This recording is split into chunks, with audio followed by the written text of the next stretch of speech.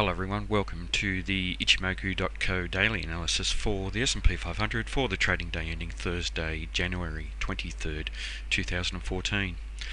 Well, the sellers have come back into this market quite strongly today, a fairly large black body candle, denoting the sellers making a decent amount of net bearish progress on the day between the open and the close, as opposed to the previous day's trading, which was a doji type candle of indecision, and prior to that a very small white body candle.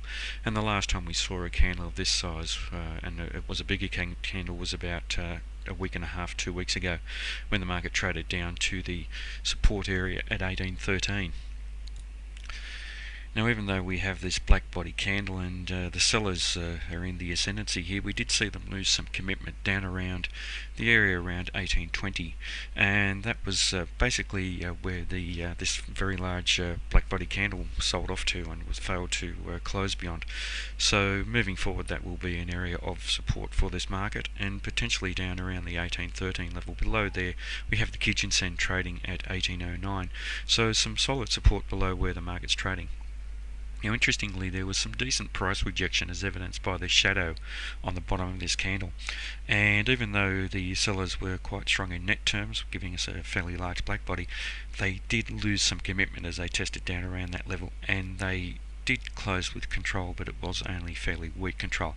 So this does raise some doubt about the potential for the market to trade lower. So we will be watching this area around the low, around this 1820 level, and then the 1813 level very carefully. Now, in terms of the Fibonacci extension, we're examining the relationship of this first time frame downtrend that the market's in to the previous time the market's trending down, and here we see the market interacting with the 100% level and being rejected from the 100% level. Now, it does suggest that there is a possibility of a change of trend back to the upside, but we really don't see any strength in this candle from the buyers. The candle here is about a weakness in the sellers in terms of net momentum, and the failure of the buyers to take control of this market here. So what we want to see here is for the buyers to come into the market to confirm a potential change of trend. So we will be watching the low of this candle very carefully for a lower high and lower low if the sellers are going to continue this downside momentum that they built for today's trading.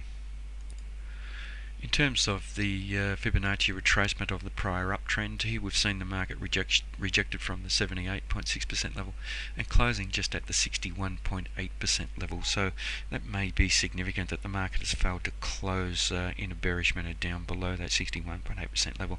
But we can't preempt the market, so we are basically looking for this trend to continue based on the bearish momentum with this black body candle. And we do have a target here of the 100% level at 1815. Now, in terms of Ichimoku, obviously still a bullish market in the long-term time frame. We have been for quite some time, and as we move forward with this market basically trading sideways since the beginning of the year, the market is going to become closer to the cloud, and it does suggest that we are finding equilibrium in that longer term time frame as we move further into the next couple of weeks or so.